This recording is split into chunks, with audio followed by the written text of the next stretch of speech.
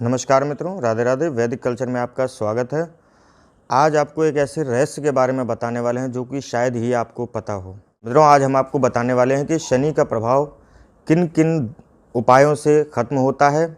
इसकी शास्त्रों के प्रमाण हम आपको देंगे कि शनि का प्रभाव किन किन लोगों पर पड़ता है और किन किन लोगों हमारे उपाय करने से शनि का प्रभाव, शनि का दोष जो है वो खत्म होता है। मित्रों, आप सभी को पता है, दधीचि ऋषि युद्ध में जब राक्षस मर नहीं रहे थे तो दधीचि की हड्डियां का प्रयोग से वज्र बनाया गया इंद्र ने, और उस वज्र से जो है उस युद्ध को समाप्त किया गया। लेकिन वो जो मांसपिंड बचा था उसका क्या हुआ? मित्रों, उनकी पत्नी थी। मांसपिंड जब उन्हें दाह संस्कार किया गया, उसके साथ में उनकी एक पत्नी थी और एक छोटा बेटा। बेटा की उम्र 3 साल थी। अब छोटा बालक, उसको एक पेड़ के नीचे रख दिया, और वो मित्रों पेड़ था पीपल का। पीपल के पेड़ में जो कोटर होती है उसमें उस बच्चे को रख दिया और खुद सती हो गई। बच्चा छोटा था। बच्चा छोटे होने खूब रोता बिलखता चीखता चिल्लाता हुआ जो है वहाँ पर रोता रहा। जब कोई वस्तु नहीं मिली बच्चे को तो उसने जो है पीपल, 3 साल का बालक, छोटा तो था नहीं, 3 साल का समझदार बालक, और उसको जब कोटर में रख दिया तो 3 साल के बालक ने जो है छोटे छोटे जो पीपल के फल होते हैं वो खाकर अपना जीवन व्यतीत करना शुरू कर दिया। थोड़े दिन बाद समय बीता। उनकी उम्र 5 साल की हो गई थी उस बच्चे की। रास्ते से जो है नारद मुनि गुजर रहे थे। नारद मुनि ने उस छोटे बालक को देखा और कहा कि हे बालक, तुम कौन हो? बालक बोला, हे ऋषिवर, मैं कौन हूँ ये मेरे को भी नहीं पता है।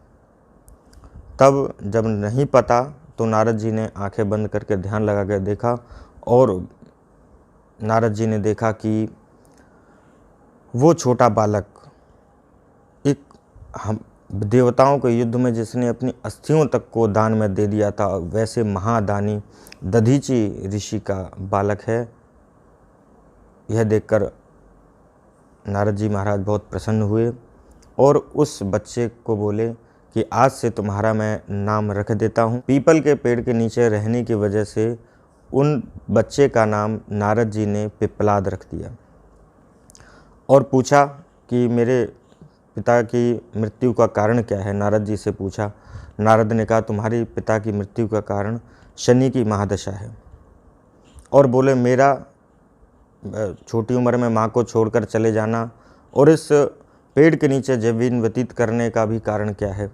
तो नारद जी ने कहा कि शनि की महादशा ही, तुम्हारे ऊपर भी शनि की महादशा चल रही थी और तुम्हारे पिताजी के ऊपर भी शनि की महादशा चल रही थी, जिसके कारण तुम्हारे पिताजी को अपना शरीर छोड़ना पड़ा था और तुम्हें जो है ये कष्ट से निकलना पड़ा था।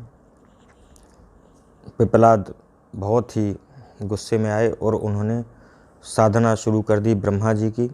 नारद जी वहाँ से चले गए। फिर जो है ब्रह्मा जी की साधना पिप्पलाद ने शुरू कर दी। जब ब्रह्मा जी प्रकट हुए तो पिप्पलाद ने उनसे वरदान मांगा कि मैं भी जिस किसी को चाहूँ उसे भस्म करने की शक्ति मुझे दे दीजिए। ब्रह्मा जी ने तथास्तु कहकर वहाँ से चले गए। फिर पिप्पलाद ने शनिदेव का आह्वान किया, और जब शनिदेव सामने आए तो पिप्पलाद ने अपने वरदान जो ब्रह्मा जी से लिया था उस वरदान के प्रभाव से शनि को जलाना शुरू कर दिया। तीनों लोकों में त्राही त्राही मच गई कि शनि को जो है पिप्पलाद जला रहा है। सूर्य भगवान भी खड़े खड़े देखते रहे, सारे देवता लोग खड़े होकर देखते रहे, लेकिन कोई भी शनिदेव को बचा नहीं पाया। तब सूर्य भगवान दौड़े दौड़े ब्रह्मा जी के पास गए और कहा कि ब्रह्मा जी, शनि को बचाइए, नहीं तो पिप्पलाद जो है उसे आज नष्ट कर देगा।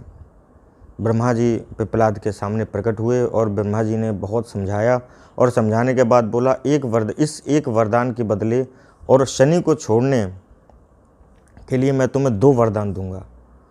कृपया करके आप शनि को छोड़ दीजिए। ब्रह्मा जी ने 2 वरदान दिए पिप्पलाद को।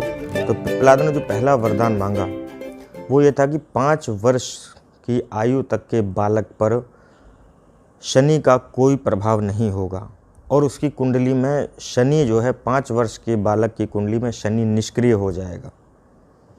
और दूसरा वरदान उन्होंने ये मांगा पिप्पलाद ऋषि ने कि जैसे पीपल के वृक्ष ने मेरी इतने वर्षों तक रक्षा की, ऐसे ही कोई भी यदि पीपल के वृक्ष की पूजा करेगा तो शनि की ढैया और साढ़े साती का प्रभाव उस पर नहीं पड़ेगा। तो ये 2 वरदान जो है पिप्पलाद मुनि ने ब्रह्मा जी से मांगे। ब्रह्मा जी तथास्तु कहकर वहाँ से चले गए और जो है पिप्पलाद ने शनि को वहाँ से छोड़ दिया। तो मित्रों, यदि आपके ऊपर शनि की साढ़े साती या किसी भी प्रकार की ढैया चल रही है, तो यदि आप पीपल के वृक्ष की पूजा करते हैं तो शनि का दुष्प्रभाव आपके ऊपर नहीं पड़ने वाला है, क्योंकि स्वयं ब्रह्मा जी ने ये वरदान पिप्पलाद मुनि को दिया था। क्योंकि पिप्पलाद मुनि छोटे 3 वर्ष के छोड़कर उनकी माँ चली गई थी। उसके बाद उन्होंने धीरे धीरे के 5 वर्ष के हुए, उनको फिर नारद जी मिले। नारद जी ने जो उनको बताया कि कारण क्या है, तो उन्होंने कारण को नष्ट करने के लिए ही ये 2 वरदान ब्रह्मा जी से मांगे। फिर जब ब्रह्मा जी वरदान देकर चले गए तो शनै शनैश्चरति इति शनिश्चर, जो धीरे धीरे चलता है वह शनि है।